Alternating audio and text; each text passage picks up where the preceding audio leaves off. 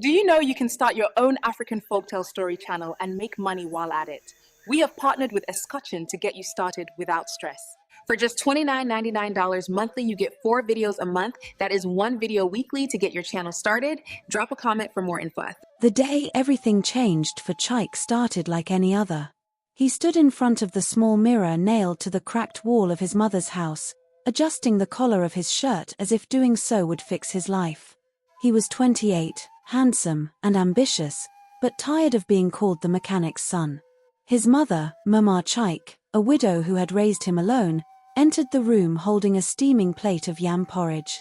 "Eat before you go," she said softly, wiping her hands on her wrapper. Chike sighed.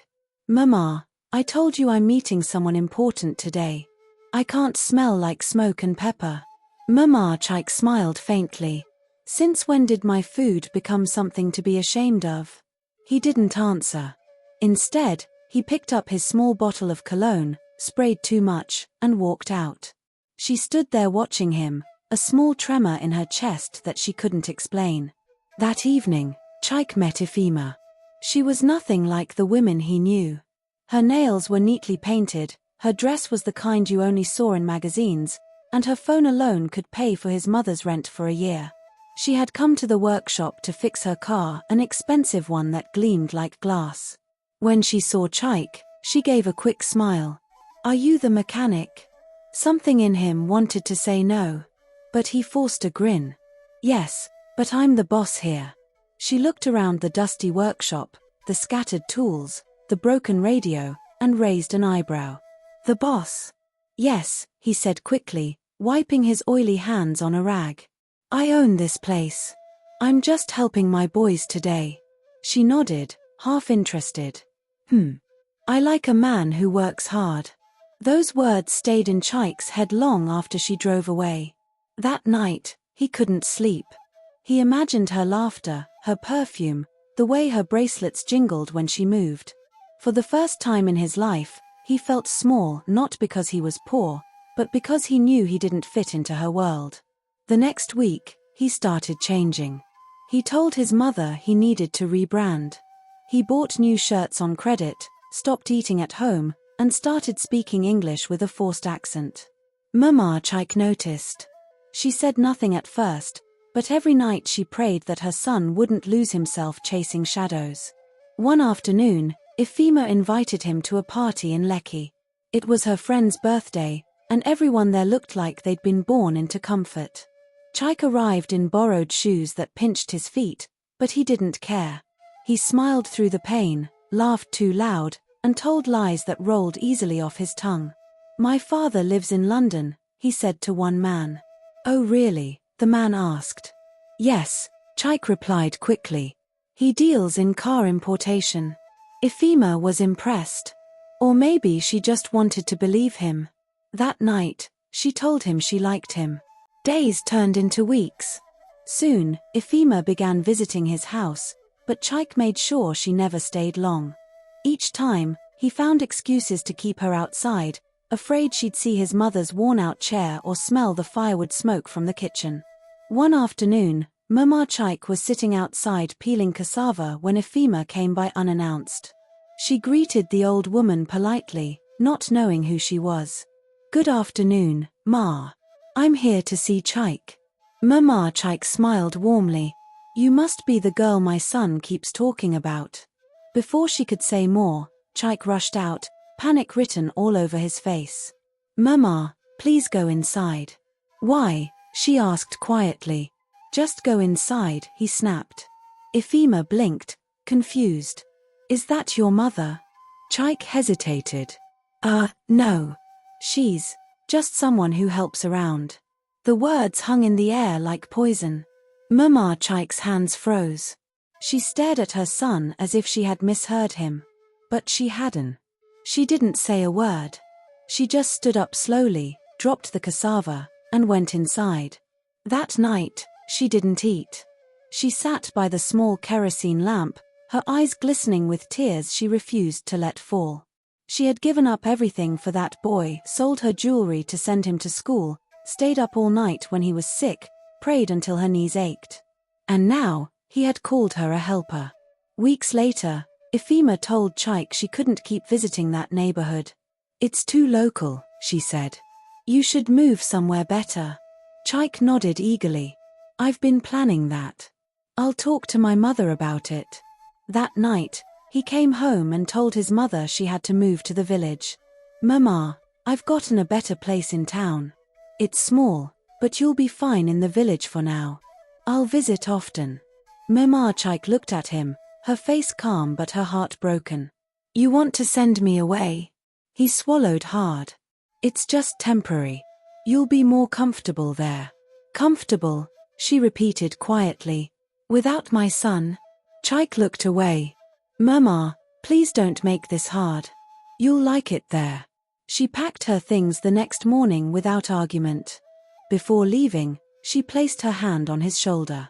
"Chike, remember where you came from. The wind can carry a man up, but it can also bring him down." He didn't understand then. Months passed.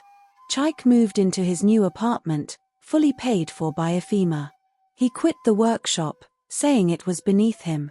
He started living the life he had always dreamed of: soft music, scented candles, expensive clothes. But behind every laugh, there was a small ache he couldn't name. Then one evening, everything began to fall apart. Ifema's father discovered she had been seeing a man like Chike and cut her off completely. She lost her car, her allowance, and her friends. When she told Chike, he panicked. "So, what do we do now?" She looked at him with tired eyes. "I guess we face life." But Chike wasn't built for that kind of love. Within weeks, the bills started piling up. Rent expired, food ran low, and Ifema began seeing a new man, a richer one. One night, Chike came home to find her things gone. She left a note: "I can't suffer with you. Don't look for me." 4 days, he wandered the streets, confused and bitter. He tried to go back to the workshop, but his former apprentices had already taken over. Nobody wanted to hire a man who thought he was too good to get dirty. He slept hungry for 3 nights. By the 4th, he remembered his mother.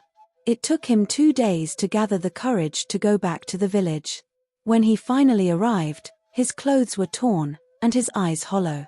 He knocked on the door of the small mud house and waited. The door creaked open. Mama Chike stood there, older, frailer, but with the same gentle eyes. She looked at him quietly, saying nothing. "Mama," he whispered. "I came home." Her lips trembled. "You sent me away, Chike." "I know," he said, his voice breaking. "But I was blind." She stepped aside slowly. "Come in. Hunger doesn't kill a man, but pride does." He fell to his knees and cried like a child.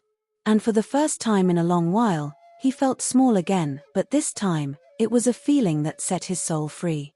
The morning after Chike returned to the village, the cockcrow woke him earlier than his body was ready for.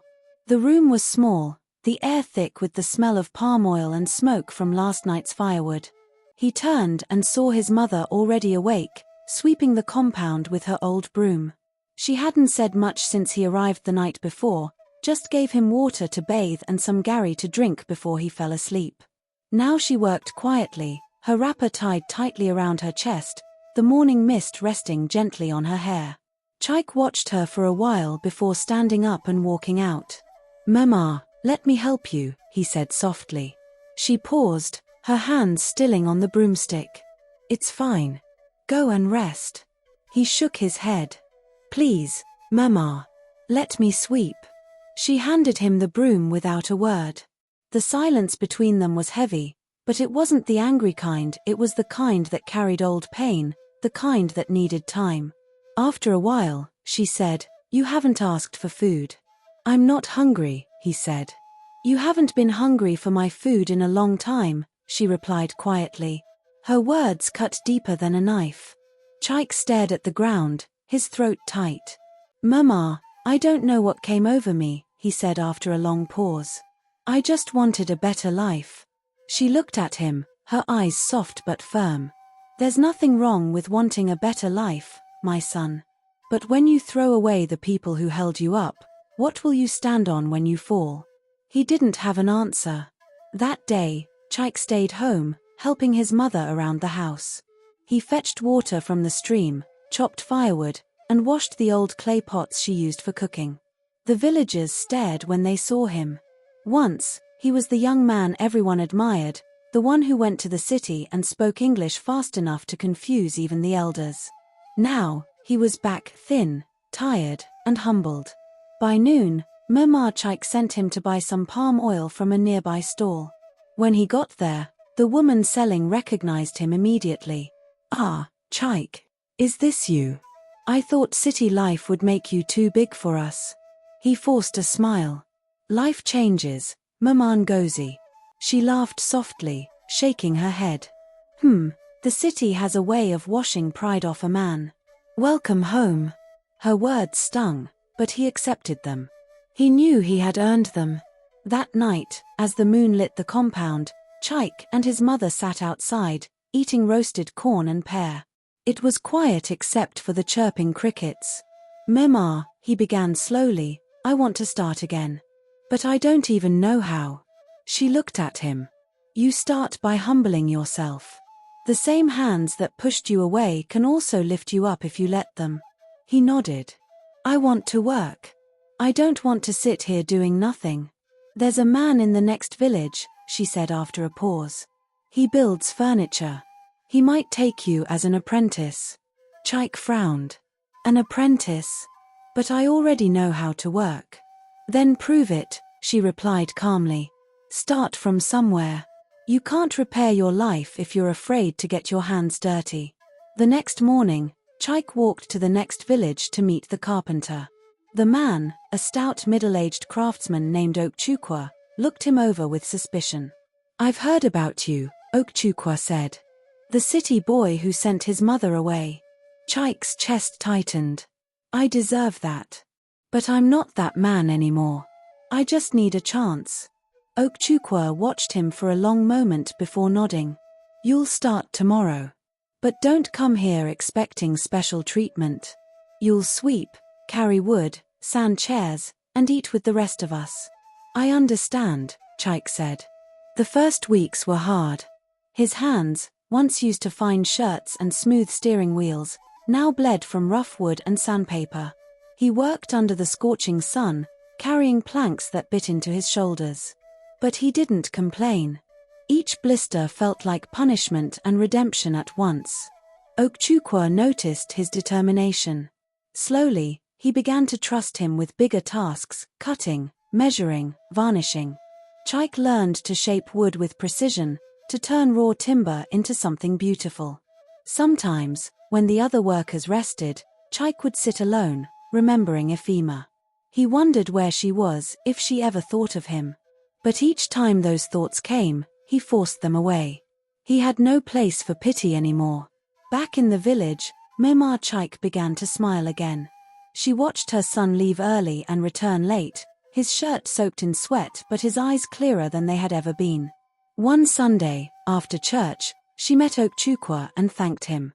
"He's doing well," Okchukwu said. "Your son has changed. You should be proud."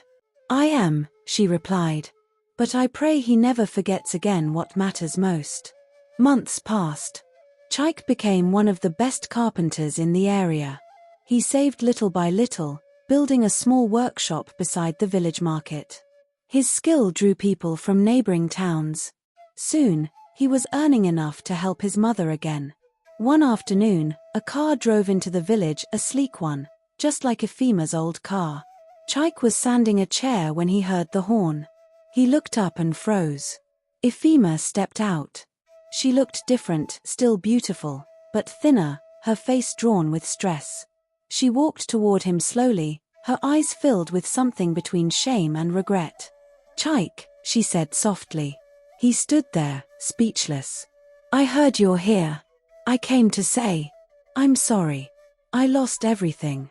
My father never forgave me. I didn't know where else to go." He looked at her for a long moment. "Why are you telling me this now?" "I just thought, maybe we could start again," she said. "You were good to me, Chike. I was foolish."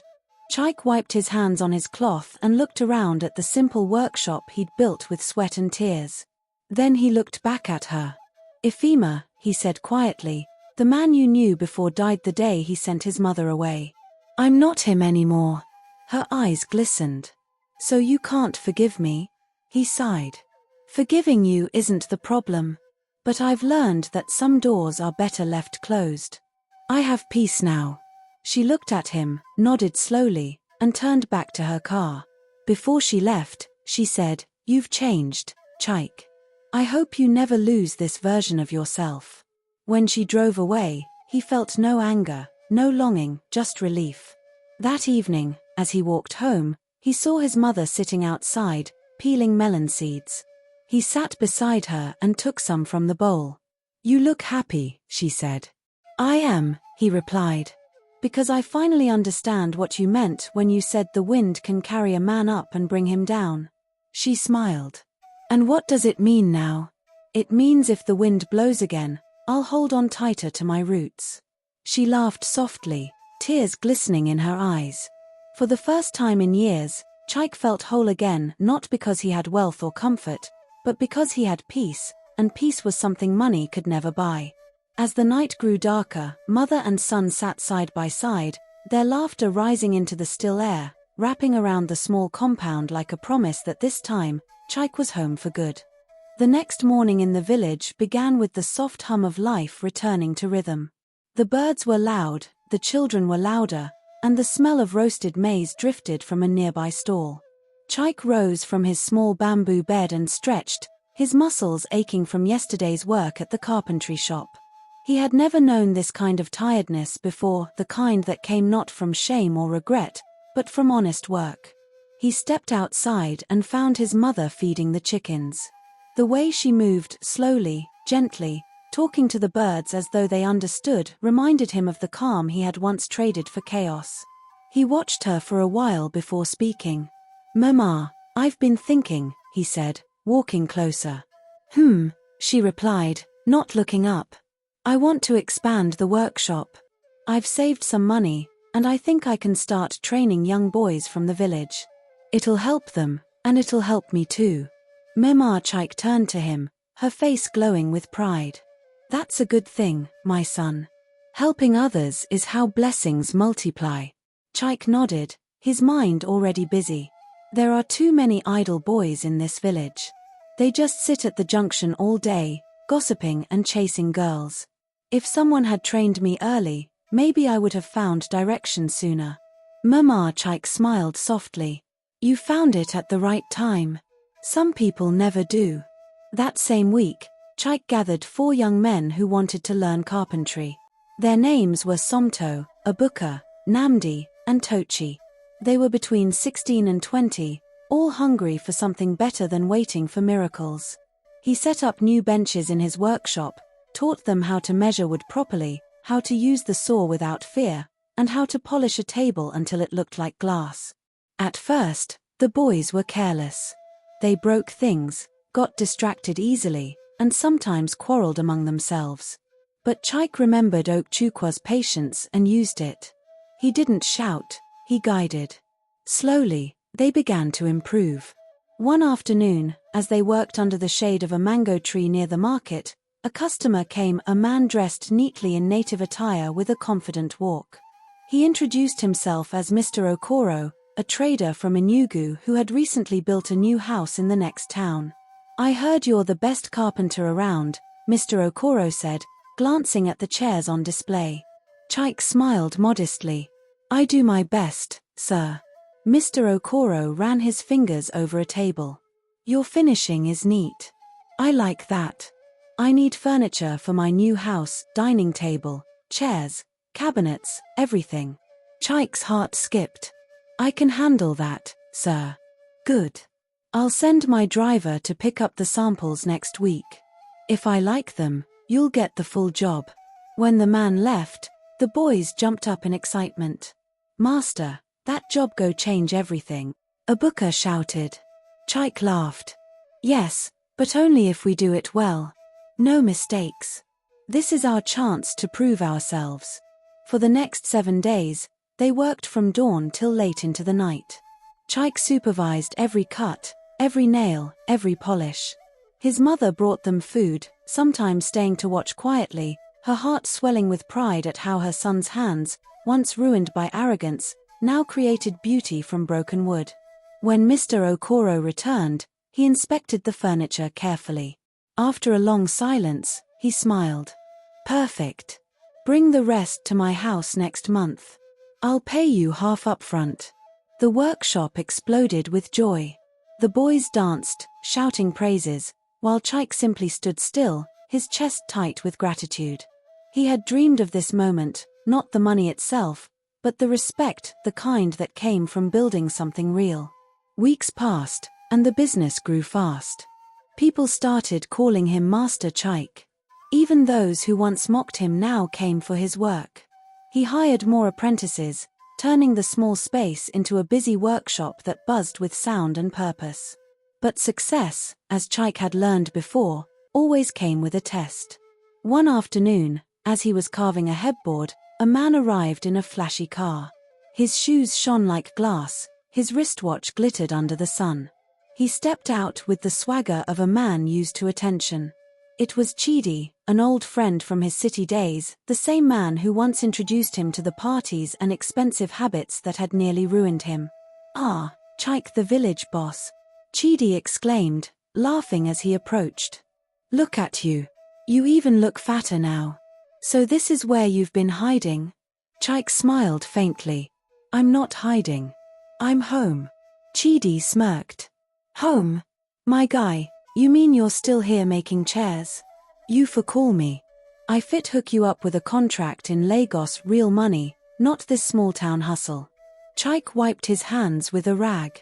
"This small-town hustle feeds my mother, trains boys, and gives me peace. That's real money to me." Chidi laughed loudly. "You never change. Always forming contented.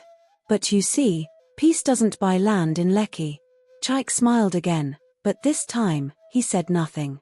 Chidi left with a laugh, shaking his head as he entered his car. That night, as Chike sat with his mother, she asked, "Who was that man who came today?" "An old friend," Chike said. "He wanted me to come back to Lagos."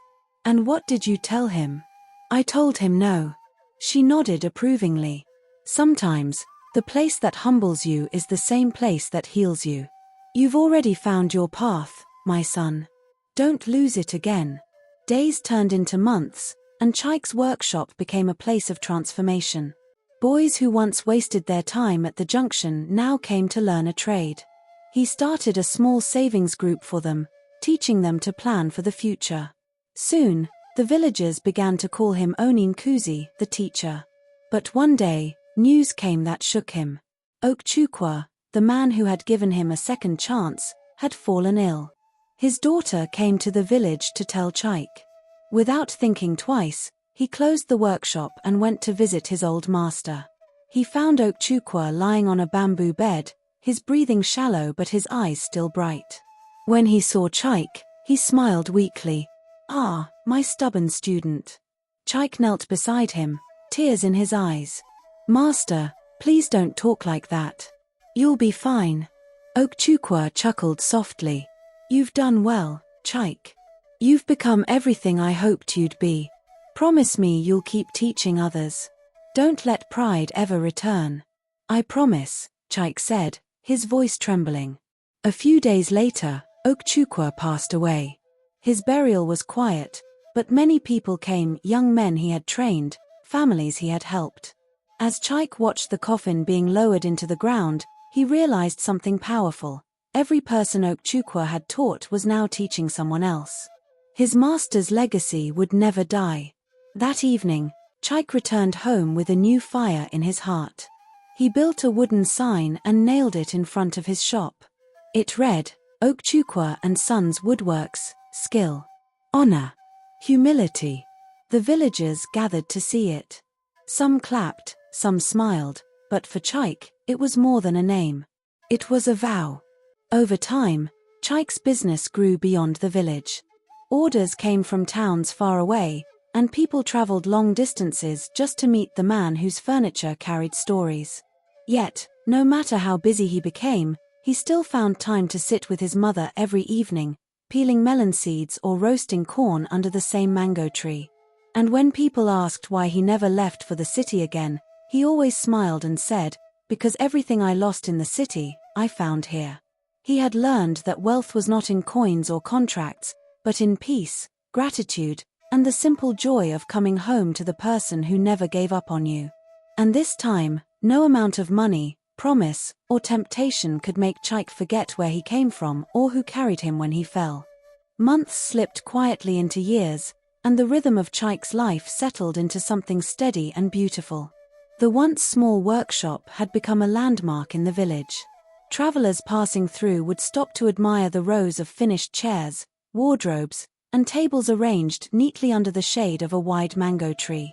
Children carried wood shavings home to play with, and men would sit around watching the apprentices plane wood while gossiping about market prices and politics. Chike had become more than just a craftsman. He was now the man people went to for advice. His humility drew others in, and his quiet strength inspired them. His apprentices had grown too. Somto was now almost as skilled as he was, and a booker had started learning how to handle customer orders. One afternoon, while Chike was smoothing the surface of a mahogany table, his mother walked into the workshop holding a small pot of palm soup. Her wrapper was bright, her smile easy. "I said I should bring you soup before it gets cold," she said, setting it on the bench. Chike laughed softly. "Mama, you spoil me too much." "That's what mothers do," she replied, handing him a wooden spoon. "Taste it." He tasted, and his eyes lit up. "Ah, Mama, you still cook better than anyone." She chuckled. "If the woman you marry doesn't know how to cook like this, I'll teach her myself." He grinned, but her words struck something in him. Marriage. It had been years since Ifema left, and though many women had shown interest since then, he had kept his distance. He told himself he wasn't ready, that his focus was on work, but deep down he feared opening that door again. That night, as he sat outside with his mother, she brought it up again. "Chike, you're not getting younger. You've rebuilt your life, helped people, honored your late master, but who will carry your name when I'm gone?" He looked at her, the firelight flickering across her face. "Mama, must I rush? When the right woman comes, I'll know." She nodded slowly. "Just make sure when she comes, you don't send her away like you sent me once." Chike winced a little, but he smiled. "Never again, Mama. I've learned that lesson for life." 2 weeks later, his path crossed with someone unexpected. It was a bright Saturday morning, and the workshop was lively with chatter and hammering sounds. A young woman arrived with her younger brother, holding a small stool that was broken. She introduced herself as Nena, a schoolteacher newly posted to the village. "My brother broke this stool," she said, smiling as she placed it on the bench. "Can you fix it?" Chike studied it. "It can be repaired easily. But next time, tell him to sit gently, not like a soldier." The boy giggled. Nena laughed, her laughter light and warm. There was something simple about her, no heavy makeup, no perfume trying too hard to impress. Just a calm grace that filled the air. When she came back a few days later to collect the stool, Chike had already repaired it and polished it like new. She was surprised. "It looks even better than before," she said. "That's what we do here," Chike replied. "We fix things and make them stronger." Those words lingered with her. And from that day, she started visiting often, sometimes to fix small things, sometimes to order chairs for her classroom, and other times, simply to talk. Chike found himself drawn to her, not just her beauty, but her quiet intelligence, the way she spoke with respect, and how easily she made everyone around her feel seen. The apprentices liked her too. They called her Auntie Teacher. Mama. Chike noticed the change in her son, the way he smiled more, the extra care he took with his clothes before work, the way his eyes followed the path that led to the school every afternoon. She didn't say anything at first, but one evening, she teased him gently. "That teacher girl, she's always around. You think I don't see the way you look at her?" Chike laughed shyly. "Mama, she just brings work." His mother smiled knowingly. Work indeed. If your master were alive, he would tell you that not all blessings come wrapped in money. Chike couldn't hide his blush. Weeks passed, and the friendship between him and Nena grew. She started staying longer at the workshop after school, helping the boys with their reading and writing. Sometimes, they'd sit under the mango tree and talk about life, about dreams, about faith, about second chances. She told him how she had lost her father early and how her mother struggled to raise her and her brother. "Maybe that's why I love teaching," she said one evening. "I know what it feels like to start with nothing and build from there." Chike looked at her, and something in his heart softened. "Then we are the same," he said quietly. Their bond deepened, and soon the entire village began to talk. Even the apprentices whispered when they thought Chike wasn't listening. One evening, as the sun dipped low, Chike gathered courage. "Nena," he said, "you know I've made mistakes before. I've loved wrongly, and I've hurt the person who loved me most. But you've brought peace into my days again. I don't want to rush you, but if there's a chance for something real between us, I won't take it for granted." She looked at him, her eyes tender. "Chike, I've heard about your past. The villagers talk. But I also see the man you are now. And I know people can change. Let's take our time and build something solid." He nodded, relief washing over him. For the first time, he felt love that wasn't built on pretending or shame. It was honest, patient, and warm. Months later, they decided to get married.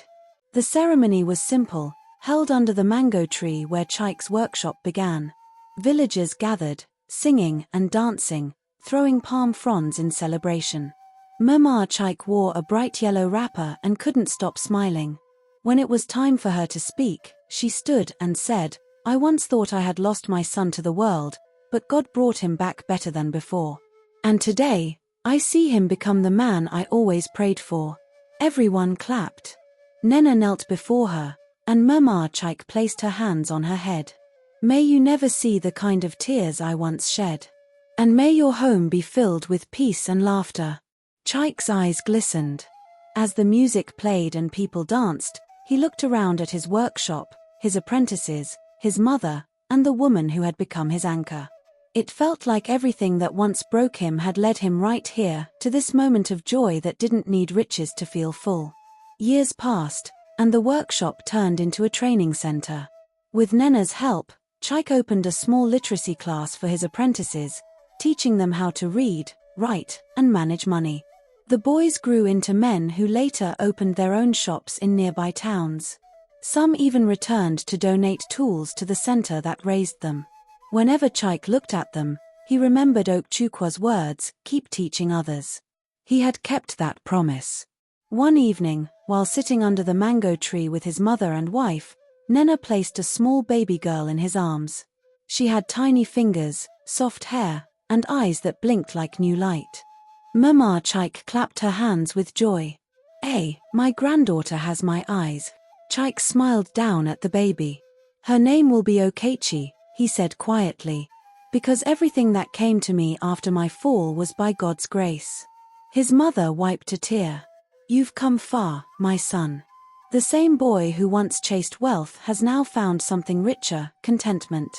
And as the evening wind moved gently through the leaves, Chike held his daughter close, surrounded by everything he had once lost: love, peace, and family.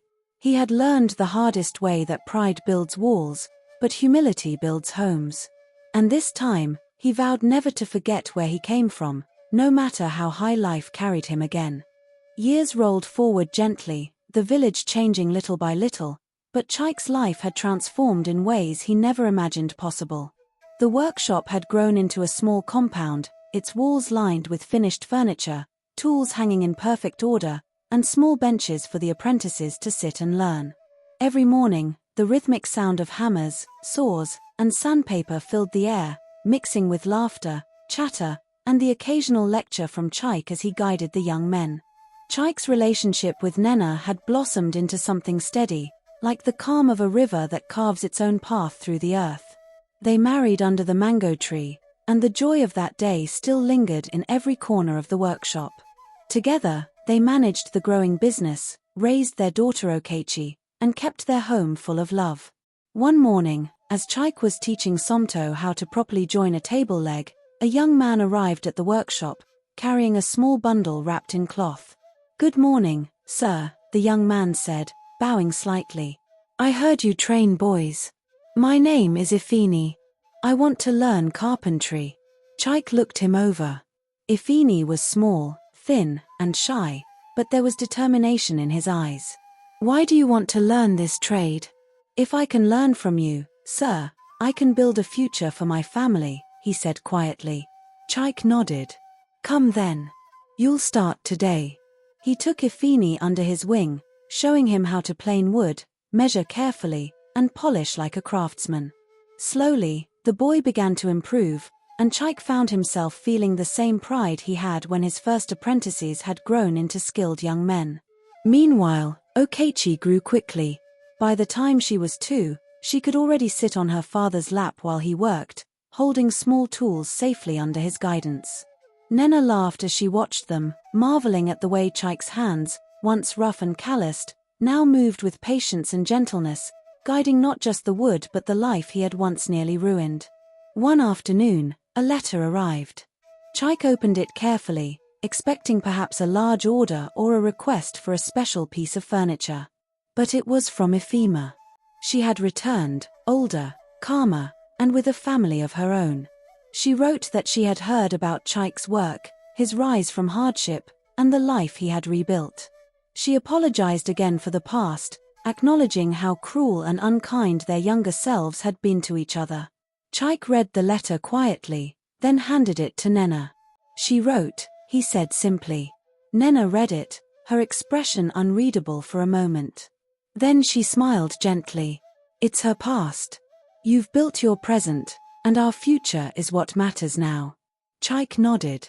He had no anger, no longing, only a quiet understanding that life had a way of bringing closure in unexpected ways. That year, the workshop received its largest order yet. A wealthy businessman from Owari wanted a complete set of office furniture, including desks, chairs, cabinets, and even custom shelving units. Chike accepted, knowing that the money would allow him to expand the workshop and help more young men in the village. The project demanded everything from him and his apprentices. They worked from dawn to dusk, sometimes carrying heavy planks through dusty roads, sanding, cutting, and assembling with precision. Chike supervised every detail, correcting mistakes, teaching patience, and reminding them that quality mattered more than speed. One evening, after a long day of work, Chike sat with Nena under the mango tree.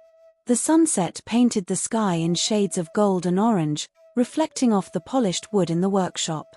"You're tired," she said, placing a hand on his shoulder. "I am," he admitted. "But it's the kind of tired that feels right. Every cut, every polish, every nail reminds me that I'm building something real, not just furniture, but a life I can be proud of." She smiled. "And we're proud of you.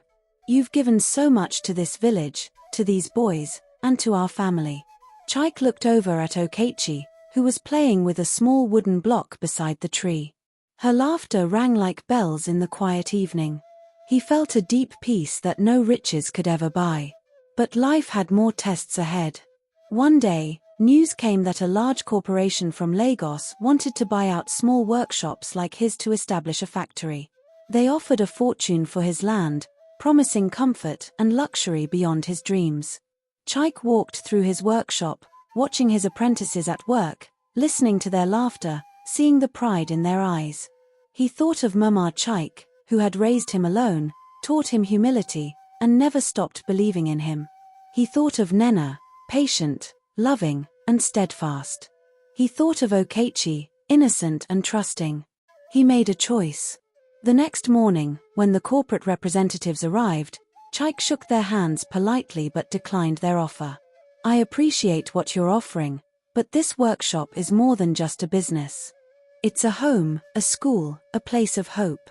I cannot sell that." The men were surprised. "But the money," one began.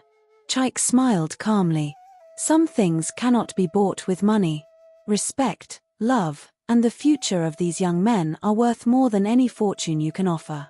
The representatives left, shaking their heads, but Chike felt no regret. That evening, he gathered all his apprentices, his mother, and Nena under the mango tree. "Look at what we've built," he said. "Not just chairs or tables, but trust, skill, and honor. Remember, life will test you, tempt you, and sometimes knock you down. But if you stay true, work hard, and respect those who help you, you will rise stronger." The apprentices listened intently, their eyes shining with admiration and determination. As night fell, the workshop glowed with lanterns, laughter, and the quiet satisfaction of a life rebuilt. Chike sat back, watching his family and students, knowing that every hardship, every mistake, and every tear had led him here. He thought of Mama Chike's words, "The wind can carry a man up, but it can also bring him down." He had been carried up, he had fallen, and now he had risen again, not to chase wealth or pride, but to hold on to what truly mattered: love, family, and the lives he could touch. And under the mango tree, with the moon casting silver light on the workshop, Chike whispered a silent promise. He would never forget, never stray, and always guide those who came after him, just as others had guided him. The village slept peacefully that night, but inside Chike, a quiet fire burned, a fire of gratitude, hope, and unwavering purpose. Life had made him crawl back once, but now it had made him rise higher than he had ever dreamed. And he knew, no matter what storms would come, he would stand firm, rooted in love, humility, and the hard-won wisdom of a life fully lived. Years had passed since Chike's life had fully turned around, and yet every morning, he woke up with the same sense of purpose that had carried him through his darkest days. The village had begun to change too, not in size or wealth, but in spirit. People had started looking up to Chike and his workshop as more than just a place of business. It had become a symbol of resilience, patience, and the reward of humility. Children ran around the compound freely, apprentices laughed as they learned, and villagers often stopped by just to speak to Chike or watch him at work. The workshop had grown larger, with extra rooms for training, storage for materials, and even a small library Nena had helped organize for the boys. She had begun teaching reading and writing classes in the mornings, while Chike worked alongside the apprentices in the afternoons. It was a rhythm they both loved, a life filled with meaning, laughter, and quiet joy. One particular morning, Chike woke before dawn, stirred by a dream that had left him restless. He sat outside the small veranda of their house, looking at the soft light creeping over the horizon. Okechi, now a little girl of 5, was already awake, playing with wooden blocks on the ground. Her laughter rang out in the still air, and he smiled, feeling an overwhelming sense of gratitude. Mima Chike was already tending the small vegetable garden, humming softly to herself. Chike rose and joined her, picking tomatoes and peppers. She looked up and smiled. "Chike, you look tired," she said. "I am, Mima, but it's a good tired," he replied. "We're busy, but it feels right." She nodded. "It's better than chasing shadows in the city. You've found your path." That day, a caravan of visitors arrived at the workshop. Some were craftsmen seeking apprenticeships, others were villagers wanting to buy furniture, and a few were city people curious about the work that had made Chike's name grow beyond the village. One of the visitors was a man named Namdi, a wealthy businessman from Lagos who had heard about Chike's training program. "I've heard you train boys to be skilled carpenters," Namdi said, surveying the workshop. "I want to invest in your program. I can provide materials, and we can set up a network to sell the furniture in bigger towns. It'll benefit you, the boys, and the village." Chike thought carefully. He remembered the temptation years ago with Ephema, the allure of money and city life that had nearly destroyed him. But this felt different. This was not just for him, it was for the village, for the apprentices, and for every young man who had struggled like he once had. "I'll accept your help," Chike said finally. "But everything we do must stay true to what we've built: honesty, quality, and respect for every person who works here." Namdi nodded. "Agreed. I don't want to change your vision, just help it grow." Over the next months, the workshop expanded again. New apprentices arrived from neighboring villages. Chike taught them carpentry, Nena taught them literacy, and the two of them together created a small community of learning, trust, and discipline. The boys learned more than just trade skills, they learned patience, teamwork, and the value of integrity. One evening, after the work was done, Chike sat outside with Nena and Okechi. The sky was painted in deep shades of purple and orange. Okechi was drawing on the ground with a stick, while Nena gently braided her hair. "Chike," Nena began, her voice soft, "do you ever think about the life you could have had if you hadn't come back to the village?" He looked at her, the memories of city lights, loud music, and fleeting wealth floating past him. "Sometimes," he admitted. "But I've realized the life I could have had would have been empty. I would have had money, but not purpose. I would have had comfort, but not peace. I would have had wealth, but not love." She smiled and squeezed his hand. "And now you have everything that matters." "I do," he said, watching Okechi's small hands work at her drawings. "And I won't risk it again. No city, no woman, no promise is worth losing this." The next day, news came from the market. The apprentices' furniture had caught the attention of a city hotel owner who wanted to furnish an entire floor with their work. Orders poured in from nearby towns, and the village began to feel the economic boost of Chike's workshop. Young men who had once been idle now had hope, and the villagers began to see the value of skill and hard work. Despite the growth, Chike remained humble. He still woke before dawn, still worked alongside his apprentices, still ate meals with his family under the mango tree. He never allowed the success to change who he was. One afternoon, while inspecting a newly polished set of cabinets, Chike noticed Efima walking through the village market with her children.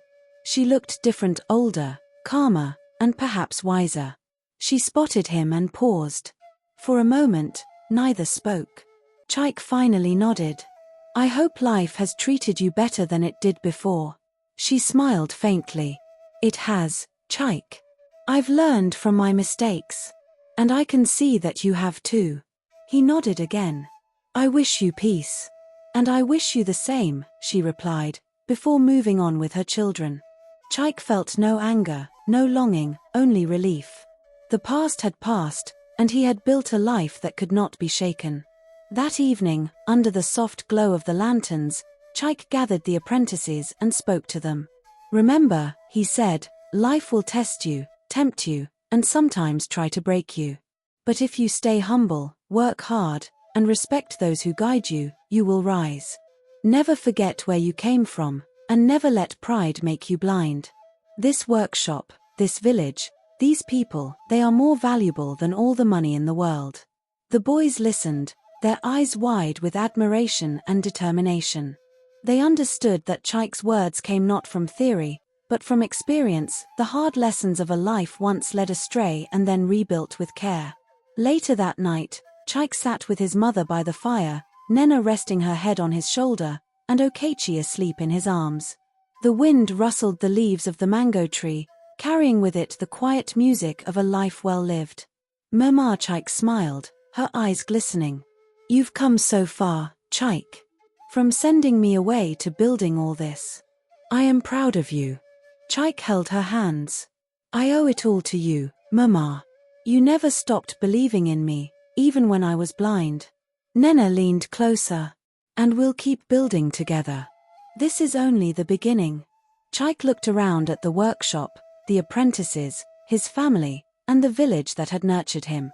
The journey had been long and painful, but every trial, every failure, and every tear had led him here to a life filled with love, respect, purpose, and peace. And as the night deepened, the lights of the workshop glowing softly, Chike whispered a silent promise to himself. He would always protect this life, honor the lessons of his past, and never forget the woman who had stayed, the mother who had believed, and the community that had given him a second chance. The wind carried the sound of laughter, hammering, and soft voices across the village, and Chike felt a deep certainty that no matter what storms might come, he had finally found a home not just in the village, but in life itself. And for the first time in decades, he slept knowing that he was whole, rooted in love, and truly free. Thank you for joining us on this incredible journey of Chike, a story of mistakes, humility, love, and redemption. If his journey touched your heart, don't forget to hit that subscribe button so you never miss the next story that inspires and captivates. We'd love to hear from you. Tell us in the comments the country you're watching from and what your local time is right now. Sharing your thoughts helps us connect with viewers all over the world and keeps this storytelling community alive. Remember, every story has lessons hidden within it. Stay humble, cherish those who believe in you, and never forget the power of second chances. Subscribe, comment, and join us for the next adventure.